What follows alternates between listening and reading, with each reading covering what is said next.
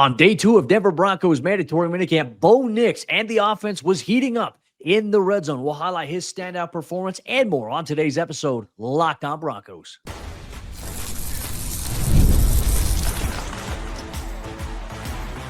You are Locked On Broncos, your daily Denver Broncos podcast. Part of the Locked On Podcast Network, your team every day.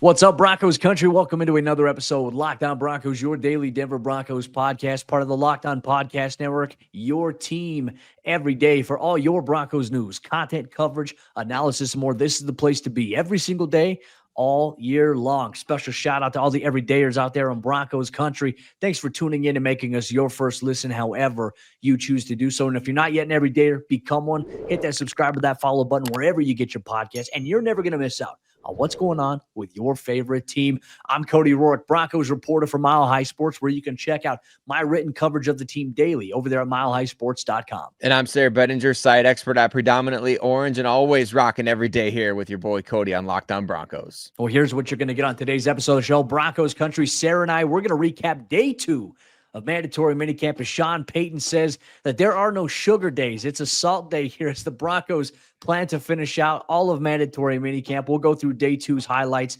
including Bo Nix and the Broncos offense shining in the red zone period on the afternoon, getting guys like Pat Bryant involved. We'll highlight what we saw on the offensive side of the ball. But then we're going to talk about why Q Robinson and Dondrea Tillman are names that should be talked about a little bit more. They're having tremendous off seasons here. They were standouts off the edge for day 2 of mandatory minicamp as we go through and recap all the action. Plus, J.K. Dobbins' first appearance in a Broncos uniform. We're getting it all in today's bonus episode of the show. Sayre, obviously, I think everybody was looking forward to the day 2 update from mandatory minicamp because after day 1, we all know J.K. Dobbins signed. You did a terrific job of breaking that down, obviously, as the news had happened. But we didn't get the first extensive look at J.K. Dobbins that I feel like a lot of people were maybe kind of hoping for. We got to see him in the orange uniform, rocking the number 27 for the Broncos. We saw him during team stretch, but he did not participate in individual and team. And there's a good reason. It's because that man was just getting acclimated to his first day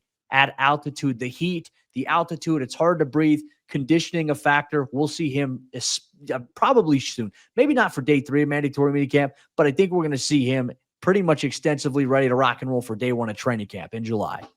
Absolutely. You want to make sure that you don't have a guy going out there. He's, over eager. He's on a brand new team. He wants to go out there and just hit the ground running, right? And you don't want him to pull something or accidentally do something that you're like, man, I wish we would have just held him back a little bit. So yeah, it's a good idea for the Broncos to kind of get him acclimated to his surroundings, his new teammates, which, by the way, as you mentioned, Cody, one of those teammates, Damari Mathis, he'll no longer be wearing the number 27 at some point here in the near future, although I heard they were both wearing 27 today, but it sounds like Dobbins bought that off of him or got him something special to get 27. So Damari likely going to be changing his number here soon as JK takes it over. But it's an exciting time because you hear another player, another prominent free agent say that they signed in Denver because largely of Bo Nix, right? And he is that dude. And it sounds like he's doing everything at minicamp, at OTAs, everything that you need to see from a second-year quarterback who is a captain of your team, with somebody you're relying on heavily. Man, it sounds like Bo is out there absolutely doing his part to keep the hype train for this Denver Broncos team chugging right along. I'm doing my part. Yeah, Bo Nix is definitely doing his part here. And look, I put up my video reports on social media so Broncos fans can see some footage as to what's happening during the shooting period of practice. And I can tell you this, we're getting a lot of comments on it. A lot of people are calling him yoked Nix because Bo Nix put on some muscle mass this offseason. He looks incredible. And look, he had a very sharp day for the Broncos offense during Wednesday's practice on another scorching afternoon in Dove Valley. The emphasis, according to Sean Payton, was 2-minute drill and red zone. Red zone was where Bo Nix thrived. The 2-minute drill, we'll get that in here in a little bit. The Broncos offense, they went 3 and out there. We'll dive a little bit deeper into that. But obviously, with the emphasis being red zone, it's, hey, that's an area where you get here, you need to come away with points, right? Yes, you're okay with a field goal, but primarily you want to come away with 6 points, 7 points overall when you're ending a drive there. And Bo Nix was sharp. And 7-on-7, the first part of the day, he did find Cortland Sutton for a touchdown in the red zone 7-on-7 period. But then once you transition to the various team periods on the day, Bo Nix had several touchdown passes. He threw 3 on the day. He threw 1 to Marvin Mims. He threw 1 touchdown to Trent Sherfield, the newcomer here in the offseason. And he found Pat Bryant on an absolutely beautiful throw and catch for a touchdown downfield, beating Jaquan McMillan in that, who Jaquan was in great position, trailing underneath as well. Just Pat Bryant hauling the ball and making a tremendous play here. This is what you want to see from the Broncos in terms of the offense taking another step forward. You know, obviously they were better in 2024 in the red zone than they were in 2023, but can you be better in 2025? You're always looking to elevate the standard a little bit.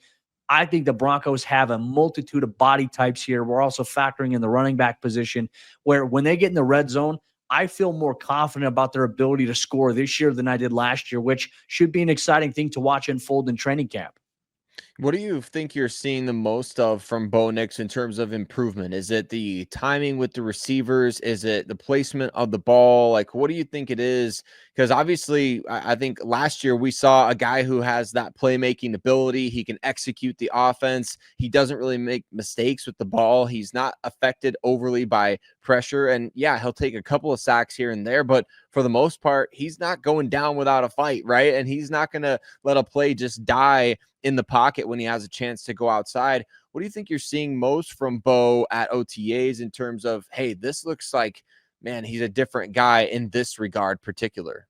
Yeah, granted, there's no pads now, but the defense is still trying to pressure Bo, right? And so one thing I think we're seeing from him, I think he's just more patient in the pocket, which wasn't a concern last year. He was very patient in the pocket. He hung in there. I mean, his touchdown to Troy Franklin in the playoffs was him hanging in the pocket, delivering a throw, and then taking an absolute shot. Same thing happened on his 93-yard touchdown to Marvin Mims. But I just think he's patient. He's trusting a route to come open, right? And he's going through the different levels in which, hey, I've got this route here, this route here. Where am I going, right? If his first read's not there, his second read, is it coming open? I think he's leading guys with more anticipation, right? I think you can say during his rookie season, there were times where we saw some passes thrown a little bit behind guys who had to body adjust for it. I think he's leading guys more in stride right now so far this offseason. And he's got a little more zip on this passes too. And we talked about, obviously, his increased muscle mass. I'm not sure if that had anything to do with it, but he looks like he's got a little more oomph and some zip on his throws, which is a nice development to see. And I would say those are probably the more noticeable things here early on, Sayre. I think that's awesome for Broncos country to hear too, because last year there were a lot of critics that were saying, well, he leaves the pocket too quickly. He's not hanging in there. And I think I agree with you. Like, we saw that improve as the season went along. There was much more of that early in the season when, all right, you want to kind of just naturally utilize that athletic ability that you've got, get outside the pocket, make plays with your legs. But when you hang in there, that split second longer. So it sounds like the internal clock is speeding up for Bo. He's seeing things better. And I think, really, you can correct me if I'm wrong on this, Cody, but I feel like having a better understanding of the offense, it really helps toward that, right? When you understand all, like, the back of your hand, you can see the stuff in your dreams, right? You're like, I know exactly where the receiver is supposed to be, when they're supposed to be there. I can anticipate these sorts of things. I think that also really plays a huge factor in this, because we've heard, like Sean said, he's not having to regurgitate play calls. Like, he's getting it one time. He's out there. He knows what he's doing. So it's a testament to, I think, his understanding of the playbook, but also the development skills of the offensive staff, like Davis Webb working with him, Sean working with him. It sounds like it's all kind of coming together here early in the offseason. Yeah, you can tell he's in full command of this offense. I mean, Sean puts the script together, and obviously he'll do that on a week-to-week basis in the game. And Sean will take input. Like, if Bo says, hey, we should really open up with this, like, Bo's smart enough to know maybe how to exploit a defense early on if they get a certain look. But Bo's coming out here and he's executing the script to perfection, and he's going out there and he's leading. He's coaching receivers up on landmarks. You know, if they're coming out of specific coverage, he's killing it at the line of scrimmage. Seems like he's got a little more authority at the line of scrimmage than maybe last year. But I know that wasn't really a storyline. He did the same exact stuff last year as a rookie, which is nice to see. Let's highlight the the final period here for the Broncos offense, in which Denver's offense didn't have success. The first team defense ended up winning this period. It was the 2-minute move the ball period here. Broncos offense went 3 and out there. Bo was looking for Cortland on a couple of plays. One play, defender Riley Moss did a really great job of knocking it away. Jonathan Cooper ended up blowing up one play there, and then Zach Allen came through and had a great pressure. I can't tell you what he said, but he's very confident in his abilities there. So those guys were looking good. I know we're going to highlight the defense and some of the guys a little bit here. I want to highlight Pat Bryant a little bit. Obviously, no Devaughn Vele for the second consecutive day. We do not know what's going on with him. There's no information out there right now. We're not going to assume or speculate. Hopefully it's not an injury, or hopefully there's just something going on where, he has to be in attendance. Maybe, I think he's got a wife, so hopefully his wife's having a baby or something, but we hope that Devon's okay. We're not sure what's going to, where things are at with him. We'll probably find out here shortly. But because of Vele's absence here, Pat Bryant seeing a little bit more volume, and I'm loving what I'm seeing from Pat Bryant. I think he's going to impress a lot of people early on here as a rookie. I think his role is going to be very big for this Broncos offense. But Broncos country, we're not done just yet as we're recapping today's bonus episode, Locked On Broncos, diving into day 2 of mandatory minicamp. Coming up next, we're going to tell you why Dondrea, Tillman, and Q Robinson stole the show on the defensive side of the ball. You're going to get that here on today's episode, Locked On Broncos. Today's episode of Locked On Broncos is brought to you by FanDuel. The NBA Finals are in full swing, and we know with Thunder and Pacers, every single night will deliver highlight-worthy performances, major momentum shifts, and can't-miss moments that we all love. Whether it's a game-winning shot or a breakout player, there has never been a better time to get in on the action, and FanDuel makes it easy to stay in the game and get on the action, whether it's before tip-off or live, or both. With player props, performance trends, same game parlays, fans have more ways than ever to play smart and win big. Well, you've got game 3 opening up in Indiana tonight. Tyrese Halliburton and the Pacers are looking to get one at home after they stole one on the road in game 1 against OKC. They are 5.5-point home underdogs, and FanDuel is the perfect place to get in on the action. And if you're new to FanDuel, it's the perfect time to sign up. Head to FanDuel.com and place your first $5 bet. If it wins, you'll get $200 in bonus bets guaranteed. Make every moment more with FanDuel, official sports betting partner of the NBA. Today's show is also brought to you by our friends at Skylight. Say goodbye to sticky notes, scribbled plans on the fridge, and overlapping calendar invites. Who knows all about those, right? Skylight Calendar is here to bring clarity to the chaos and help families stay organized without the stress. And it's a sleek digital display that syncs with your existing calendars like Google, Apple, Outlook, and more, making it simple to track appointments, your practices for your kids, dinners that you got going on, and all the reminders that you need in one easy-to-see place. Well, my fiance and I, we have a lot of different things going on in our schedules. We're both very busy with our own careers, and sometimes we miss out on appointments or things that we had. So we go through and we insert in our Skylight calendar that we have inside our house, we insert tasks that we need to do. Specifically, you can assign a color to somebody, but it also sets reminders for you so you never miss out on the important events going on, so you don't forget. Right now, Skylight is offering our listeners $30 off their 15-inch calendars by going to skylightcal.com/NFL. Go to skylightcal.com/NFL for $30 off your 15-inch calendar. That's skylightcal.com/NFL.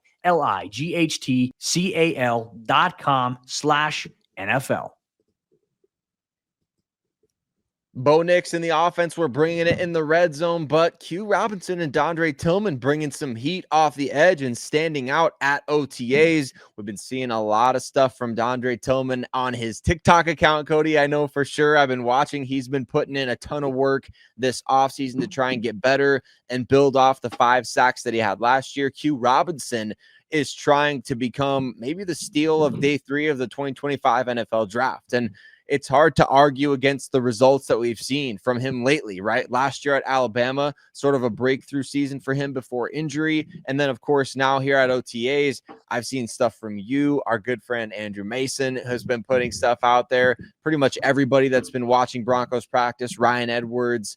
It sounds like all of you guys have come to the same conclusion here. And let's start with Q Robinson, that the rookie, he's all right, and he's going to be potentially an asset here in the pass rush for 2025.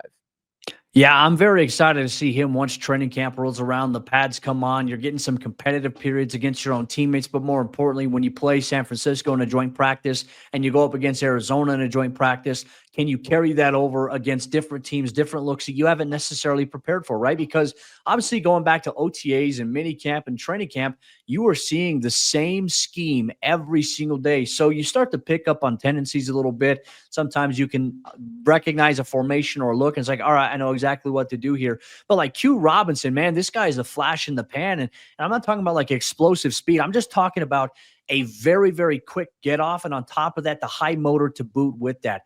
He's got, I think, a very underrated set of pass rush moves there, where I think the long arm is one of those ones we're going to see. He's got the ability to spin, I think, to, rip and swim and close down very tightly against, an outside guy. But man, there's times where his bend, you were seeing some of that freakish traits that the Broncos talked about when they drafted him. There's times where he's long arming a tackle and he's kind of dipping underneath. And his pass rush skill set, I think, is more polished right now, considering he didn't have necessarily the biggest role at Alabama. That he really just kind of emerged on the scene as of late. This is a guy who I think is at a very important part of his development as a football player. And I can't help but wonder if he's in the perfect scheme that's going to allow him to take that step forward. We are seeing it here. Q is shining in a big way. He's been consistent almost every practice that we have had, we've seen dating back to OTAs and the practice, the few ones we've been able to see there, rookie mini camp, but then also pairing it up with Dondrea Tillman, who's also been just as consistent. And sometimes these guys are on the field together getting reps. I was very pleased with them. Now, in today's practice, Q, Dondrea Tillman, they each had a couple of situations and pressures where if it was a real game situation, it would have been a sack in a game. Jonah Ellis is also another guy who had what would have been a sack in today's practice as well. So a lot of those guys in the pass rush rotation getting involved, but loving what I'm seeing from Q. And with all that, like, we're focused on some guys that are in the edge rush rotation.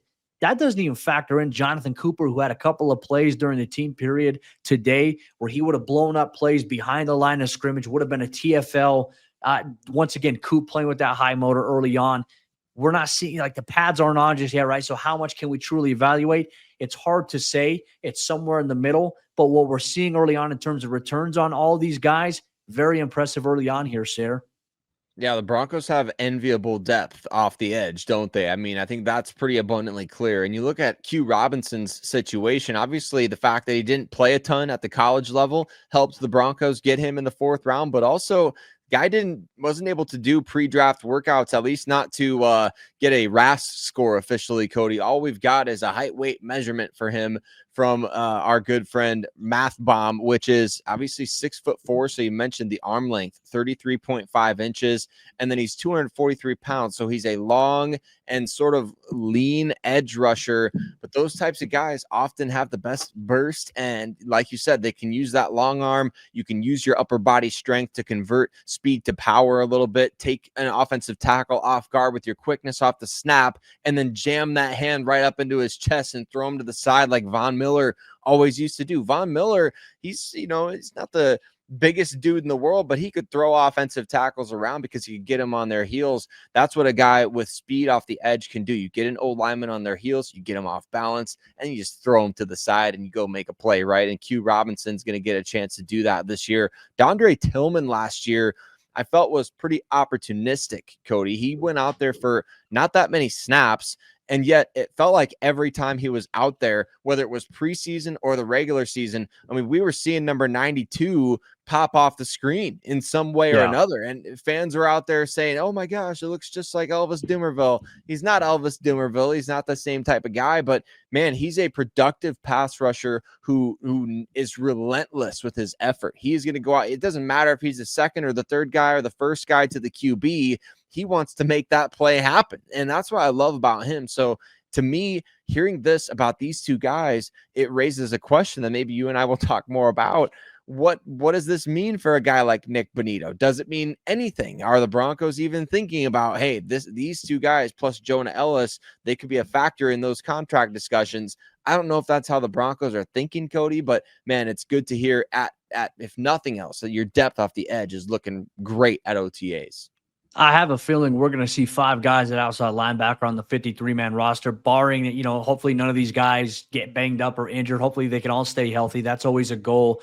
But one thing I'll even say, too, about Dondrea Tillman compared to last year, his body type, right, looked like a defensive end. He looked big, but man, he was kind of deceptively fast. Right now, Dondrea looks like he's leaned out a little bit. He's looked a little bit leaner. He's looked quicker with his first step, but he still has that strength that he had last year. So I think that Dondrea's in a very good place right now coming into training camp. Let's talk about some other guys too. Zach Allen, Malcolm Roach. I felt like were a couple of other guys that were standouts as well. So much of this, as we talk about pressure and contact, is obviously there is no contact. There's no pads right now with these guys, but that high motor, those guys getting into the backfield, creating penetration and, disrupting a clean pocket for whoever's at quarterback. That is where I think we have to kind of highlight things is, okay, hey, you're seeing that same kind of consistent trend we saw last year with this group of guys. So can they carry it over? And obviously it was a unit that had 63 sacks. So that all of the NFL last season set the record for most sacks in franchise history as a group. They have aspirations to kind of set the bar a little bit higher. And I think all these guys getting involved in the mix is going to be a very big development. Let's go through some news and notes here as well. PJ Locke, Drake Greenlaw, both guys still on the side field. But I tell you what, Drake Greenlaw kind of pulled one on us in the media a little bit during one of the Broncos team periods. He walked over, he had his helmet on. I'm like, I see another number 57 in there in the defensive huddle with the guys. I think maybe he was just getting the call or he was just going in there to give those guys some encouragement. But at first I saw 57 and he was moving. I was like, oh, he's going to go in. Like, wow, we didn't see this coming. We thought he was going to be ready for the start of training camp. He's ready now. He went off. He didn't actually participate. He went off and obviously joined like the back where everyone lines up as the plays are ongoing there. So he's still very much involved. He's moving around well on the side field during the conditioning, as is PJ Locke. But we got one more day, Sayre. One more day of mandatory minicamp. According to Sean Payton, who said the sugar days are over. No more field days. No more days of saying, all right, we're only going to have a day or two of practice and we're going to give you the third day off. Very much as it stands right now, unless something changes last minute, the Broncos are going to have day 3 of mandatory minicamp, which I'll be there to round things out. But, man, Sean Payton a little feisty today. I loved it. And that's the thing about Sean, Sayre. Like, some people are like, oh, Sean can be so rude. Like, no, Sean's always been great to me. I think Sean is very much how I feel about a lot of things. Like, sometimes people ask questions. You're like, wow, you're wasting time by asking this question. Like, or why would you ask that question? What did he say to Steve Atwater? He said, Atwater, he said, what's up with this group, Atwater? Yeah. I love it, man. Sean Payton is he's on another level right now. Yeah, he is. And you can tell that it's just a good vibe around the entire organization and certainly leading from the top down. I really loved his comments too, Cody. I mean, this is maybe another episode for another day, but just to quickly point it out, I really loved his comments about the coaching staff and how, he wants these guys to work cohesively together. And I'll have to look up the exact quote that he had. I know the transcripts will get sent out here today, but it was just a really insightful kind of like, you want these guys to be basically getting along together and being able to work together. You don't want there to be this internal strife. And I think just organizationally, leadership wise, really good stuff from Sean Payton there. I'd love to hear him talk more about that kind of stuff too, because it's so important to trust the people that you work with. And he's built a staff that he trusts a lot. Well, the main thing that he did say there, he doesn't want to have to manage a staff. He wants those guys to be able to be self-starters. And that's so much of, trust. Like, being a head coach, you have to give a lot of trust to a lot of your coaches to do what you brought them in to do. And if you're constantly, hovering over them, they're not going to be as effective. I think Sean does a really great job.